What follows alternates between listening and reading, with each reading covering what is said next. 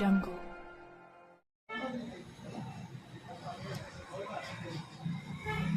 महाराष्ट्र राज्याचे उपमुख्यमंत्री अजितदादा पवार यांनी सांगली मिरज कुपवाड शहर महानगरपालिकेच्या विकासासाठी 50 कोटी रुपये निधी दिला आहे. 30 लाख निधीतून आपल्या प्रभाग क्रमांक 8 मधील आनंदनगर येथील अंतर्गत रस्ते हायमॅक्स डांबरीकरण करणे या कामाचा शुभारंभ आमदार इद्रिसभाई नायकोड यांच्या हस्ते पार पडला.